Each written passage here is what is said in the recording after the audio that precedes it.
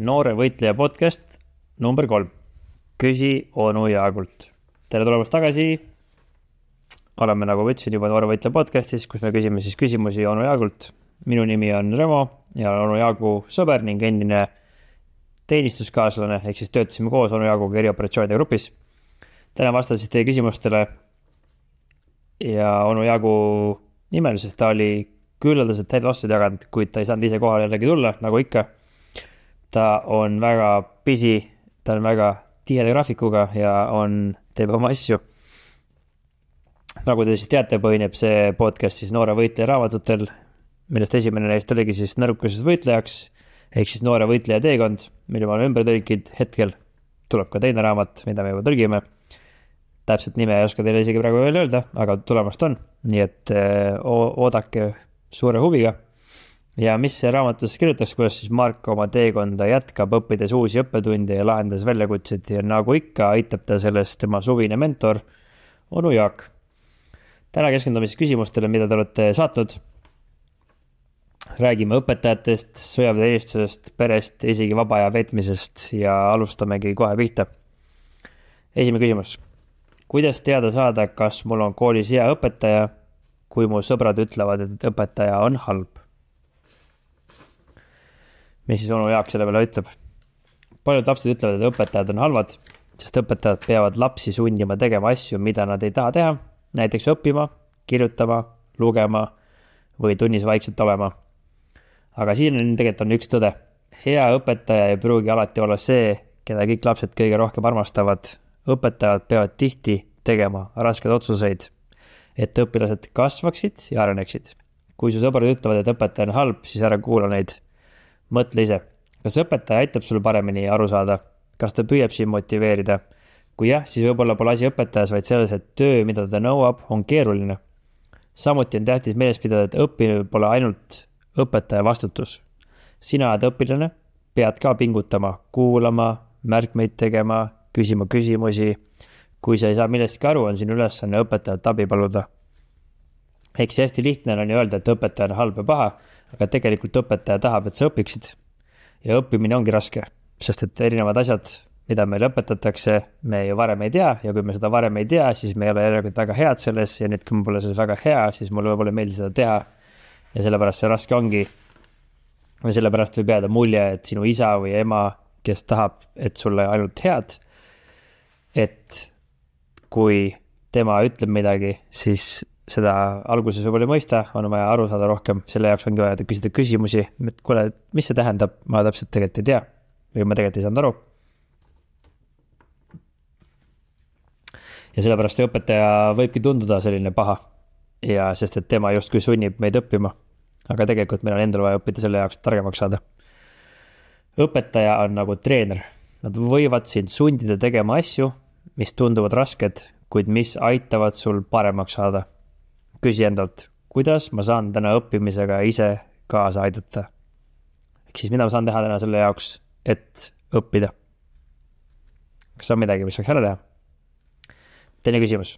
Kas Eesti erioperatsioonide üksuses olemine on lõbus? Onu Jaak vastas, Eesti erioperatsioonide üksus olemine on väga lõbus. Eriti, kui sulle meeldib looduses olla, uusi asju õppida ja rasked ülesandeid täita. Kui sa armastad väljakutseid, näiteks langevarjuhüpet, sukeldumist või matkamist, siis see on kindlasti huvitav. Kuid parim osa selle tööst ei ole ainult tegevused, vaid inimesed, kellega koos töötad. Ma olen olnud õnnelik, et olen saanud teenida koos suurepäraste meeste ja naistega, kes on pühendanud oma tööle ja üksteisele. Need sõprussuhted ja usaldus on midagi, mida on raske sõnadesse panna. Kuid tuleb ka meeles pidada, et see töö on väga tõsine. See pole lihtsalt lõbu. Sõjaväelase töö tähendab, et pead olema valmis minema sõtta, kus sa võid ise viga saada või kaotada oma sõpru. See on raske reaalsus ja midagi, milleks peab olema valmis. Eks ma olen nõus onu Jaaguga, et kaitseväelane on Eestis meil on kaitsevägi ja kaitseväelane ei ole üldse lihtne töö, aga rasked asju koos tehes me õpime üksteist tundma ja tulevad välja nii inimese head ja halvad küljed ja seda raskeid aegu minu arvates aitab hästi üle elada selline lõbus keskkond, ehk siis kui mina olin seal üksuses ja kaitseväes, siis meil oli väga head suhted omavahel ja meil oli alati väga lõbus, meil alati sai palju nalja, isegi kui asjad läksid valesti, siis meil oli väga palju nalja. Samas meil oli väga äge, me tegime erinevaid asju, hüppasime langevarjuga, lasime püssidest, hüppasime, jooksime metsas ringi, tegime igasuguseid erinevaid lollusi. Ehk siis see oli tõesti suurepärane töö ja need inimesed, kellega seda koos sai teha, siis need on siiamaani mul väga head sõbrad. Ja see jääb meelde, et kui me teeme koos rasked asju, siis saavad meie suhted tugevaks. Ja nii nagu kodus, et kodus on ka aeg-ajalt ju rasked ajad. Elus on rasked ajad, koolis on rasked ajad. Nüüd need rasked ajad ongi need asjad, mis teevad meid tugevaks. Rasked ajad ei ole need ajad, mis teevad meid nõrgaks. Rasked ajad teevad tugevaid inimesi. Rasked ajad toodavad tugevaid noori. Raske töö tulemus on tavaliselt rohkem vabadust. Suure õppimise tulemus on rohkem teadmisi. Nii et kui me teeme rasked asju ja aeg-ajalt ka vahepeal puhkame, siis tegelikult see ongi see, mis teeb elu lõbusaks, ütleks mina. Tõeline rahulolu tuleb teadmisest, et olen teinud midagi tähendusrikast. Küsi endalt, kuidas saan täna midagi teha, mis mulle enese üle uhke olla aitab. Ehk mis on need asjad, millele sina uhke oled? Ja mõtle, kui tihti on need asjad hästi lihtsalt tulnud. Tihti peale asjad, mille üle me oleme uhked, et me kogume hunniku raha hästi pikka aega, siis me oleme uhked. Kui me mitu päeva järjest õigel ajal saime magama voodisse, kui me mitu päeva järjest lugesime ja saime raamatu läbi, kui me õppisime, saime oma luuletuse selgeks, kui me õppisime, saime korrutustabeli selgeks, siis tegelikult need ongi need asjad, mille üle tasub uhke olla, sest need olid rasked ja sa nägid vaeva selle jaoks, et seda saavutada.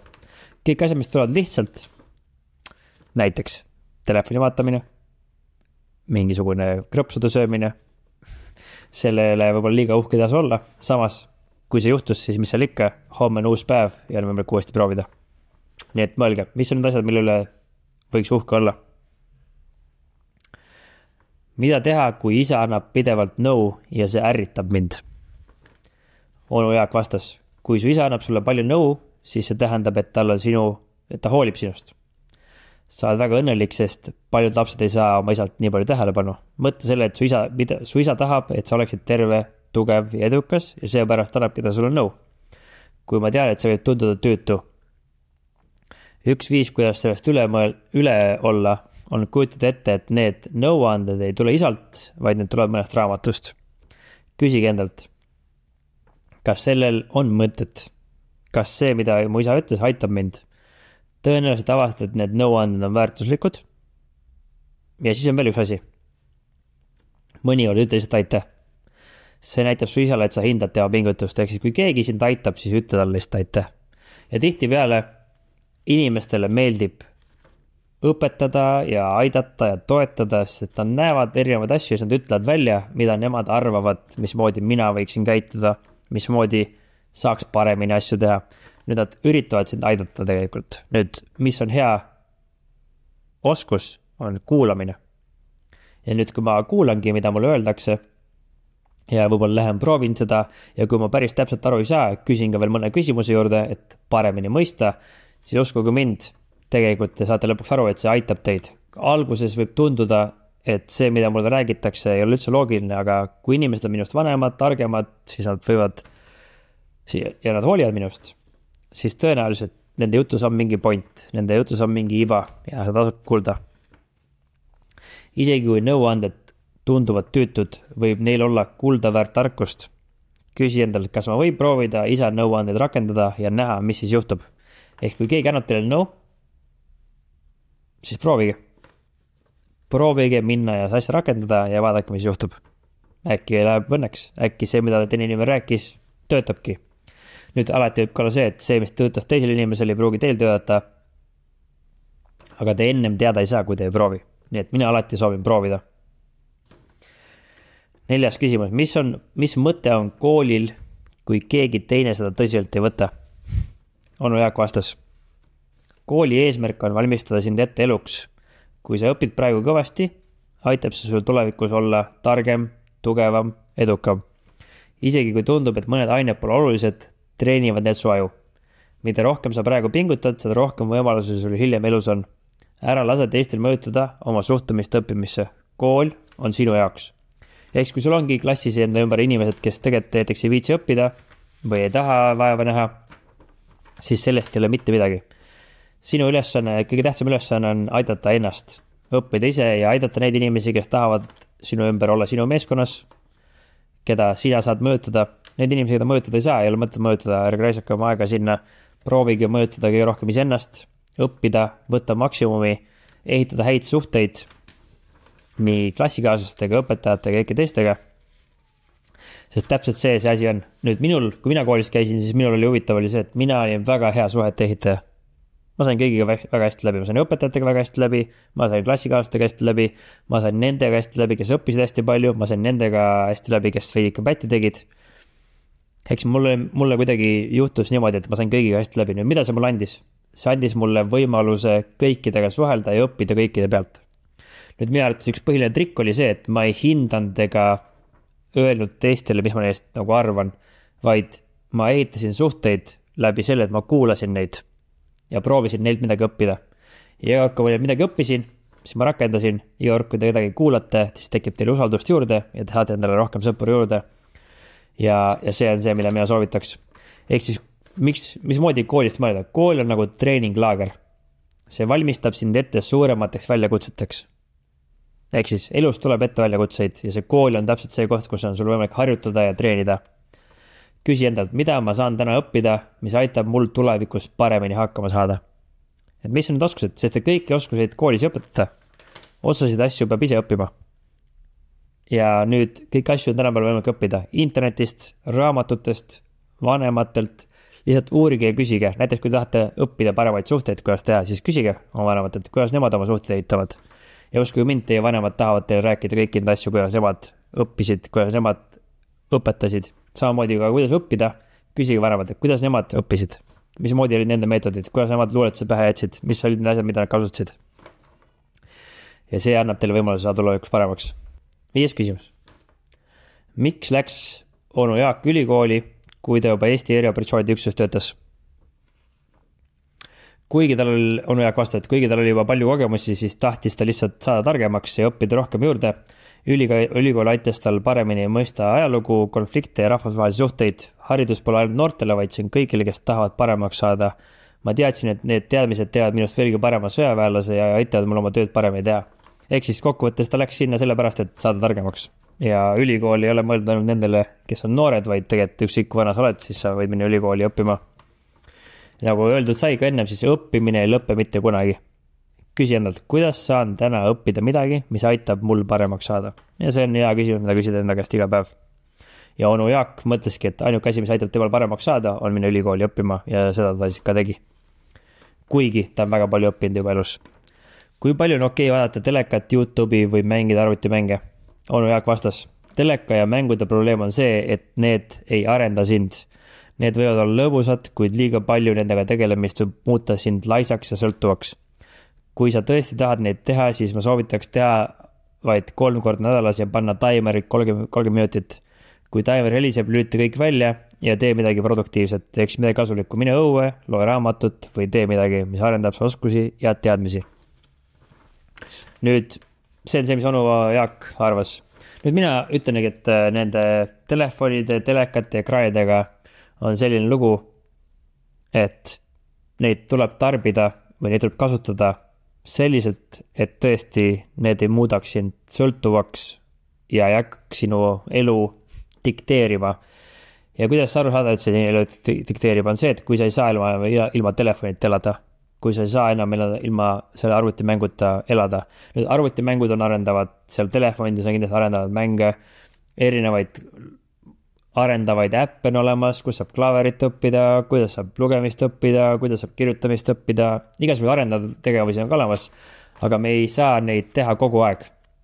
Sest et kogu aeg seda tehes, siis me teame, et tegelikult väga palju muid asju jääb tegemata, et me võime muutuda nõrgaks ja meie silmanägemine võib kannatada, meie keha hoiak võib kannatada, sest me istume seal kängus kuskil diivani peal.